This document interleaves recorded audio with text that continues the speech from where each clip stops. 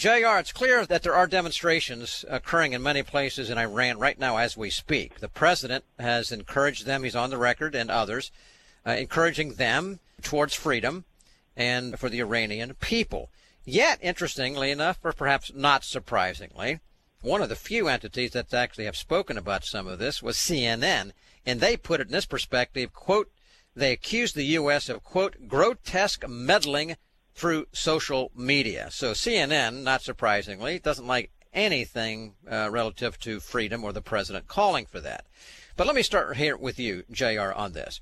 Just the way the things are today and have been for a long time, that when we see such kinds of demonstrations as we are being told are happening in Iran right now, it seems to me that someone has to organize them. It's pretty tough to organize in multiple locations spontaneous demonstrations like spontaneous combustion. It just doesn't happen.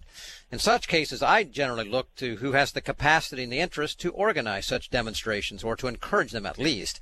In this category, I'd say who has that interest in Iran? Well, certainly the United States, certainly Israel, certainly Saudi Arabia. On the other hand, I raise that specter of does the Iranian government, could they be so strategic so as to organize perhaps a false flag event? And as a strategic intelligence and counterterrorism specialist that you are, I'd like to have your thoughts right now as to what's happening there and who might be precipitating these demonstrations on the ground that we're seeing in Iran. You know, it's remarkable to watch this. It happened in 2009, and the administration of Barack Obama essentially ignored it and allowed it to die on the vine. There's four aspects of this that I find to be fascinating. First and foremost is this is a response to the economic pain that's going on. I've really appreciated the first half of your show and talking about the financial aspects that's going on here in America. The exact opposite is happening in Iran. To put it in just a couple of specific situations, the price of eggs have increased 40% in the last 6 months in Iran. And Iran pumps a large amount of oil, exports a large amount of oil, yet gasoline is very difficult to come by, is extremely expensive. The Obama administration provided the government of Iran with billions of dollars with the signing of the nuclear arms agreement, and yet virtually none of that money has made it into the Iranian economy. So the response that you're seeing right now is a response due to economic pain.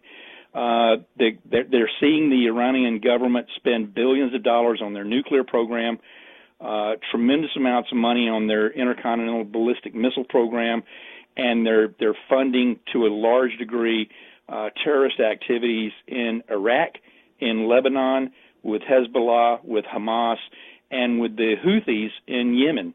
Iran is spending a lot of money on everything but the Iranian people.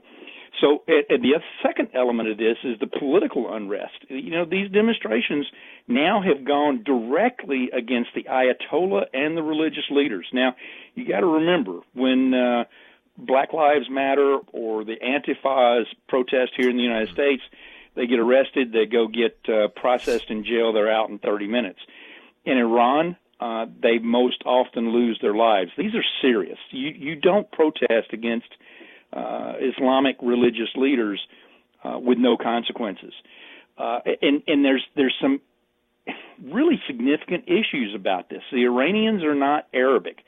They highly resent the Islamic leadership in Iran. Iran is essentially Persian. You know, their religion historically has been Zoroastrian, not Islamicism.